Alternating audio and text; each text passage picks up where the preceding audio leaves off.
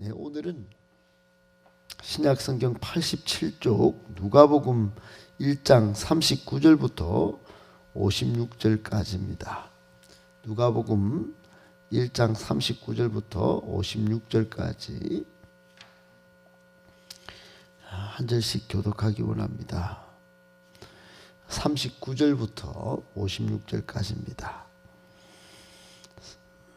이때에 마리아가 일어나 빨리 산골로 가서 유대 한 동네에 이르러 사가랴의 집에 들어가 엘리사벳에게 문안하니 엘리사벳이 마리아가 문안함을 들으매 아이가 복중에서 뛰노는지라 엘리사벳이 성령의 충만함을 받아 큰 소리로 불러 이르되 여자 중에 내가 복이 있으며 내 태중의 아이도 복이 있도다.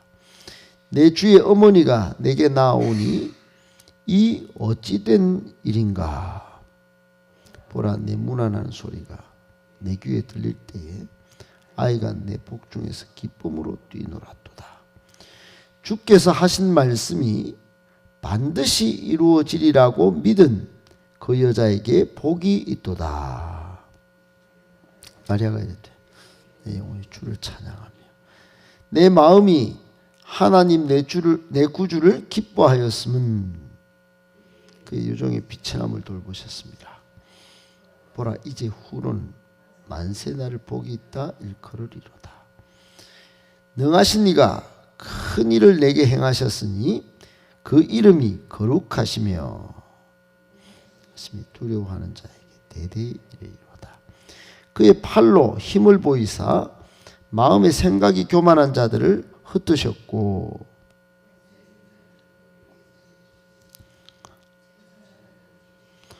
줄이는 자를 좋은 것으로 배불리셨으며 부자는 빈손으로 보내셨도다. 좀 이스라엘을 도우사 긍휼히 여기시고 기억하시되 55절 56절 같이 읽겠습니다. 우리 조상에게 말씀하신 것과 같이 아브라함과 그 자손에게 영원히 하시려다 하니라. 마리아가 석 달쯤 함께 있다가 집으로 돌아가니라. 아멘. 할렐루야. 네. 주님의 은혜와 또 긍휼하심과 사랑이 여러분의 삶을 항상 풍성하게 하시기를 예수님의 이름으로 축복합니다. 아멘. 오늘 말씀을 세 가지로 정리해서 묵상하겠습니다. 첫 번째,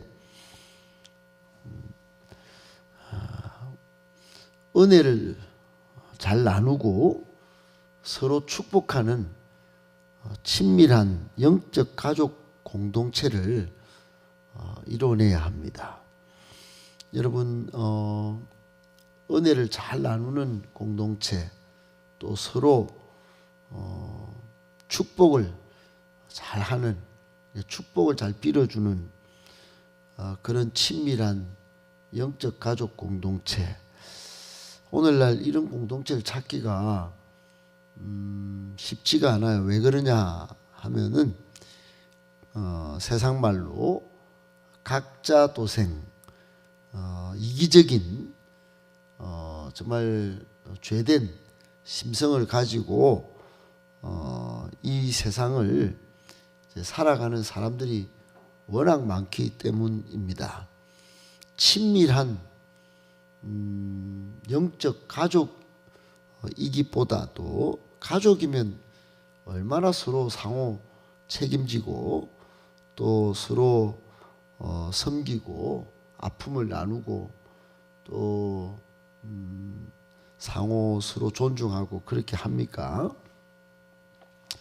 근데 그런 혈육의 가족보다 더 진한 가족이 예수 그리스도의 피값으로 산 이 교회 공동체인데 예수님의 피값이 얼마나 값진데 이 영적 가족 공동체가 영원히 같이 살아야 될 존재들인데 이게 이 땅에 짧디 짧은 삶을 살면서 그런 영적 진한 공동체보다도 이기적인 욕심 때문에 각자 도생, 자기의 만족과 자기의 안위와 자기의 목적과 자기의 성공을 위하여 살아가니까 이런 친밀한 영적 가족 공동체가 잘 안 되는 거예요.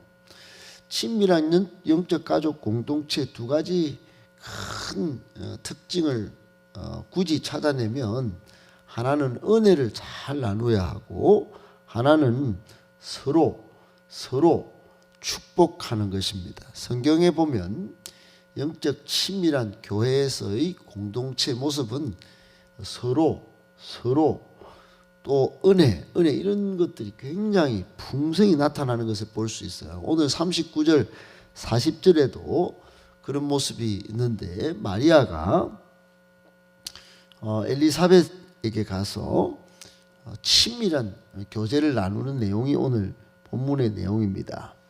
아름다운 성도의 교제의 모습을 모델같이, 또 친밀한 우리 교회가 추구하는 셀 공동체의 모범같이 보여주는데, 본문에 어떻게 되어 있습니까? 마리아가 가브리엘에게 동정녀로서 아기를 가질 것을 공지를 받자마자 일어나서 빨리 산골로 갑니다. 여러분, 산골로 빨리 간다는 게 어려워요. 제가 그 성지순례의 많은 영상들을 보면, 직접 가보지 않았지만 그 갈릴리 나사렛 동네는 쉬운 동네가 아니에요.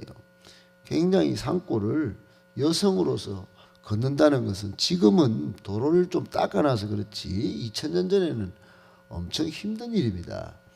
산골을 빨리 갔다는 것은 정말 엘리사벳에게 가서 이 기쁜 소식을 같이 나누고 싶었다는 그 열망을 우리가 짐작하고도 남는 거예요.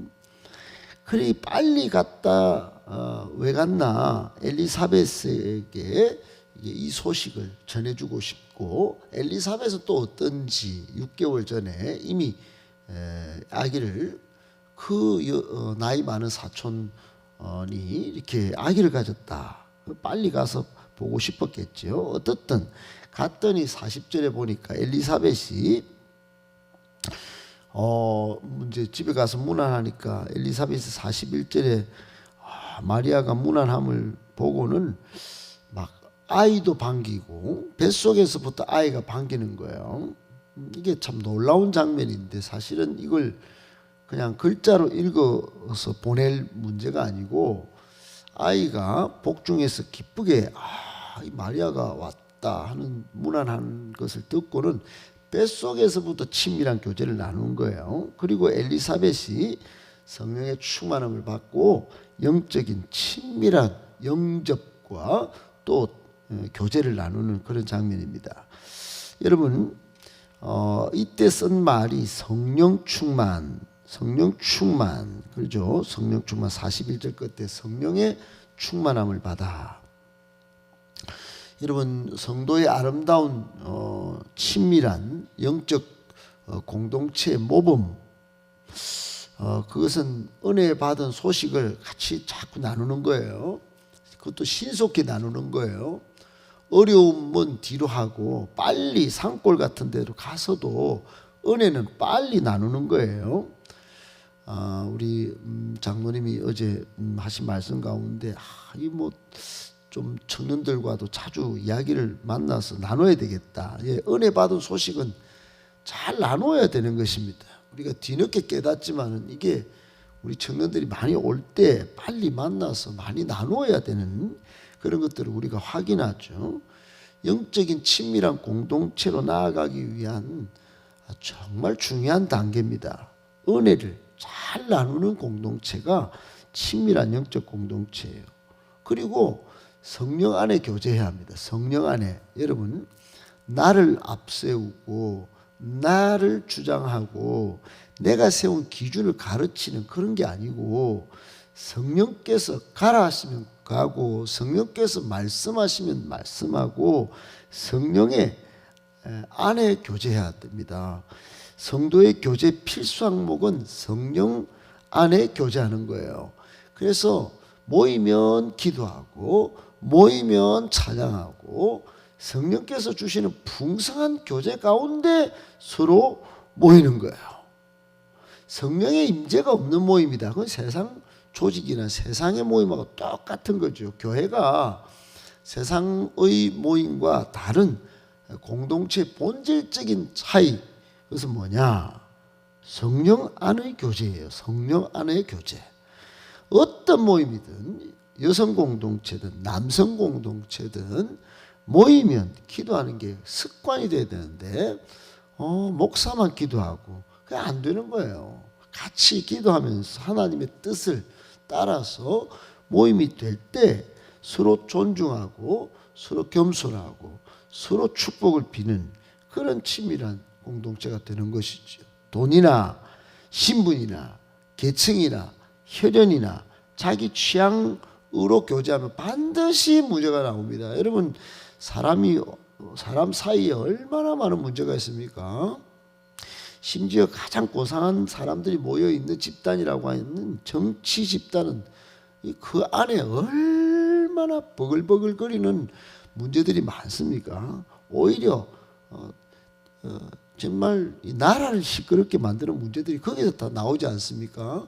그 사람들이 무슨 돈이 없습니까? 신분이 없습니까? 아주 계층적으로 아주 얕은 사람들입니까? 그렇지 않습니다. 잘 살아온 사람들이에요. 웬만큼은 만나면 고상한 사람들입니다. 그런데 문제가 거기서 끊임없이 나오는 거죠. 파탄지경입니다, 여러분. 우리 교회는 셀 가족 공동체를 꿈꾸고 있습니다.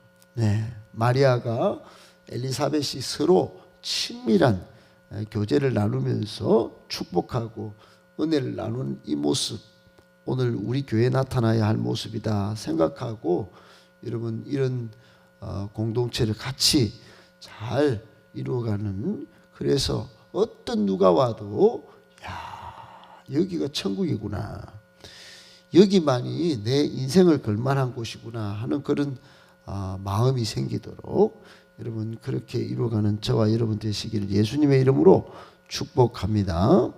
아멘. 두 번째, 아기를 잉태할 때부터 아기 양육은 시작되는 것입니다. 여러분, 자녀 양육에 얼마나 우리나라 관심이 많을까요? 그것은 여러분이 뉴스 보도를 보셔서 아시겠지만 세계에서 가장 사교육비가 최고인 나라, 정말 어릴 때부터 자녀가 취업하고 결혼할 때까지 가장 돈이 많이 드는 나라, 우리나라입니다.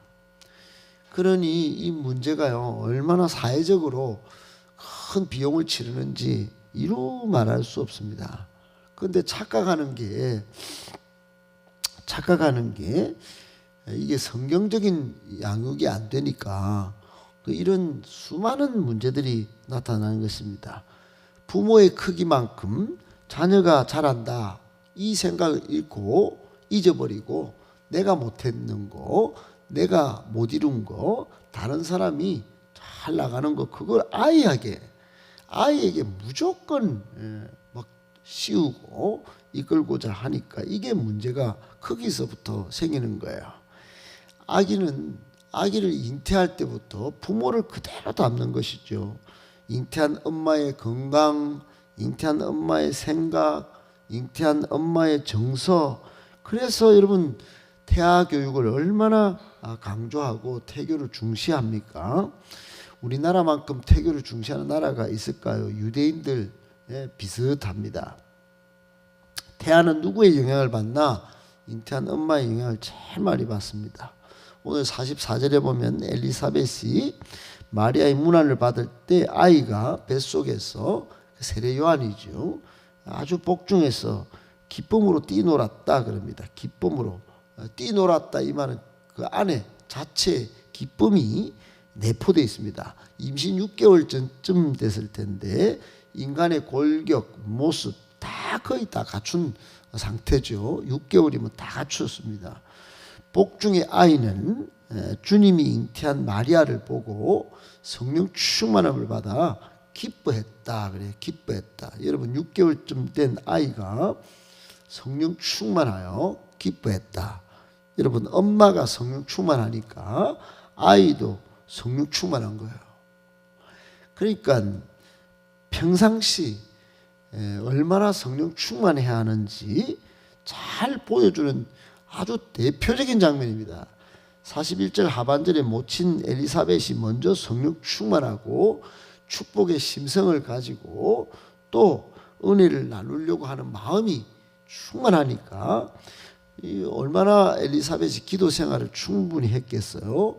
또 순종의 삶을 살았겠어요. 그러니까 세례 요한이 뱃속에서부터 이거를 엄마의 신앙을 배운 겁니다. 그래서 나중에 누가복음 7장 28절에 보면 예수님께서 여자가 낳은 자 중에 이보다 큰 자가 없었다.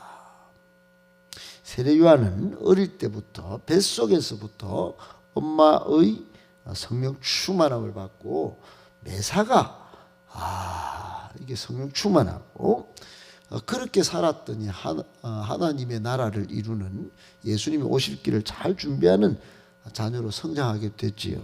사랑하는 여러분, 자녀를 그냥 단순히 성공시키고 또 지금 이 순간에 당장 우리의 눈높이에 이르지 못했다고 포기할 것도 아니고 우리의 근본을 다시 한번 되짚어 봐야 합니다. 내가 성령 충만하고 부모의 크기만큼 우리 자녀는 잘한다 생각하고 2대 안 되면 3대째라도 그렇게 될 수 있기를 위하여 지금부터 더욱더 기도에 집중하고 순종의 삶을 잘 살아내는 성령 충만한 부모가 되시기를 예수님의 이름으로 축복합니다. 아멘. 마지막 세 번째, 하나님의 사랑과 하나님의 은혜를 체험한 사람은 반드시 찬양과 감사의 삶을 살게 됩니다. 하나님의 사랑과 은혜를 체험한 사람은 반드시 찬양과 감사의 삶을 살게 됩니다. 여러분 이렇게 정리한 것은 여기 반드시라는 말에 여러분 이렇게 제가 말씀드리는 것은 우리도 반드시 그렇게 해야 된다는 뜻을 기억하셔야 합니다. 그래서 은혜 또 사랑을 체험해야 감사가 빠진 내 삶을 또 찬양이 빠져서 능력이 없는 이 밋밋한 삶을 바꿔낼 수 있다는 것을 전제합니다. 여러분 46절부터 오늘 끝에까지 56절까지 보면은 이거를 이름하여 마리아 찬가라고 불러요. 제목을 마리아의 찬가, 마리아의 찬송. 여러분 성경책에도 아마 그렇게 되어 있을 것입니다. 마치 한나가 사무엘상 1장에 보면 아이를 잉태하고 이제 하나님께 찬송을 보낸다. 한나의 찬가, 한나의 찬송 이렇게 이름 붙여져 있어요. 거의 비슷합니다. 그런데 다른 점은 이게 마리아의 찬가는 개인적인 영광의 모습, 개인이 받은 사랑과 은혜를 체험한 그 기쁨을 노래로 표현하는 게 다른 점이에요. 한나는 그런 모습이 그렇게 없어요. 한나의 찬가와 같은 점은 그러면은 뭐냐, 이스라엘 민족에 대한 하나님의 구원의 소망을 찬양합니다. 한나는 갖다 바쳐버렸죠. 사무엘을 그냥 바쳐버리면서 사사시대의 이 혼탁하고 세속화된 세상에 하나님의 아이가 나오면서 하나님이 언약을 기억하셨다.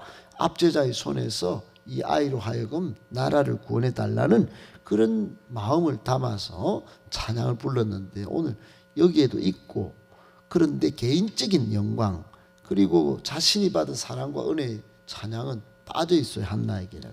그런데 마리아의 찬가는 있다는 거예요. 여러분 여기서 중요한 교훈이 있습니다. 내 혼자 받은 사랑과 은혜가 있어도 여러분 반드시 찬양하시기 바랍니다. 반드시 감사의 삶을 사시기 바랍니다. 특히 마리아의 찬가에는 메시아이신 예수 그리스도의 구원의 내용, 또 하나님의 자녀요 하나님의 백성에 대한 사랑과 은혜에 대한 찬양, 다른 말로 하면 인류 구원에 대한 하나님의 은혜를 찬양하는 내용이 있습니다. 시편 100편에 보면 온 땅이여 여호와께 즐거운 찬송을 부를지어다. 기쁨으로 여호와를 섬기며 노래하면서 그의 앞에 나아갈지어다. 그가 우리 하나님이신 줄 너희는 알지어다. 그래서 여러분 우리가 찬양할 이유 무궁무진하죠. 그런데 특히 하나님의 사랑과 은혜를 체험하면서 기억하면서 찬양하는 거, 이게 굉장히 중요한 이유가 됩니다. 감사의 목록도 됩니다. 여러분 하나님의 사랑은 지금도 순간순간 우리에게 찾아오고 있고 또 이미 주어져 있고 은혜도 그렇습니다. 꼭 여러분 기억하고 항상 부어주신 하나님의 사랑과 은혜를 여러분 꼭 많이 체험하시고 더 큰 찬양과 더 놀라운 감사로 하나님을 기쁘시게 하는 저와 여러분 되시기를 예수님의 이름으로 축복합니다.